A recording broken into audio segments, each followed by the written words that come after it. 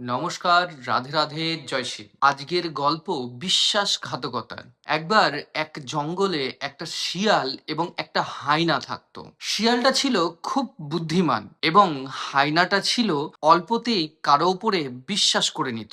তো একদিন হায়না দেখলো যে অনেক ঠান্ডা পড়েছে এবং বাইরে প্রচুর বরফ, খাওয়া দাওয়ার কিচ্ছু নেই। সে কি করে তার পেট ভরাবে সে কিছুতেই বুঝতে পারছিল না। তখন সে দেখতে পায় একটা গুহার মধ্যে একটা শেয়াল বসে বসে মাছ খাচ্ছে এবং তার কাছে প্রচুর মাছ আছে। তখন সেই হায়না সেই শিয়ালের কাছে গেল এবং শিয়ালকে গিয়ে বলল যে তোমার কাছে ভাই অনেক মাছ আছে, তুমি এখান থেকে কিছুটা মাছ আমায় দেবে, তবে আমি এটা খেতে পারবো এবং আমার পেটের খিদাটা মিটবে। তখন সেই শিয়ালটি তাকে না করে দেয়, কিন্তু হায়না তার কাছে অনেক অনুরোধ করে। এই অনুরোধ দেখে শিয়ালের মাথায় এক বুদ্ধি আসে। তখন সে সেই হায়নাকে বলে যে ঠিক আছে, আমি তোমাকে এখান থেকে মাছ দেব না, কিন্তু আমি তোমাকে বলবো যে এই মাছগুলো আমি কি করে নদী থেকে পেলাম।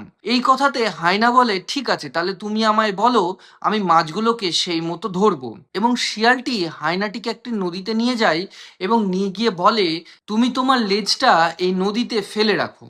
তুমি যখন দেখবে যে তোমার লেজ ভারী হয়ে এসছে, তখন তুমি বুঝবে তোমার লেজে কোনো মাছ আটকেছে।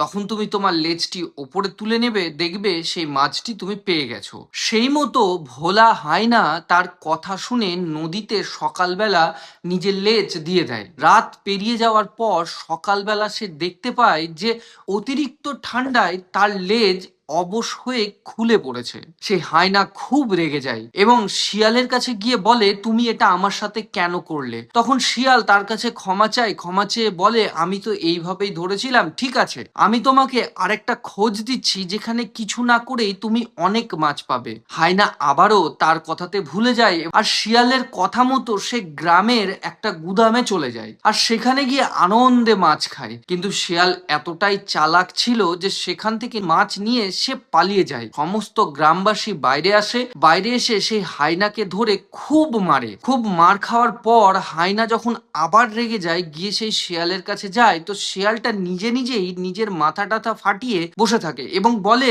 আমাকেও গ্রামের লোক ধরে নিয়েছিল, তুমি ভাই বেঁচে গেছো, আমিও কোনো রকমে বেঁচে এসেছি। ভাই এক কাজ করো, আমার সমস্ত মাছ শেষ হয়ে গেছে, তুমি প্লিজ সেই গুদাম থেকে মাছ যখন চুরি করবে তখন আমাকে এনে দিও। তো মোরাল অফ দ্য স্টোরি, জানতে হবে যে দুষ্টু তার সঙ্গে হাজারো বার আমরা ভালো করি বা সে হাজারো বার আমাদের কাছে ক্ষমা চাক, সে দুষ্টু সারা জীবন দুষ্টুই থাকবে।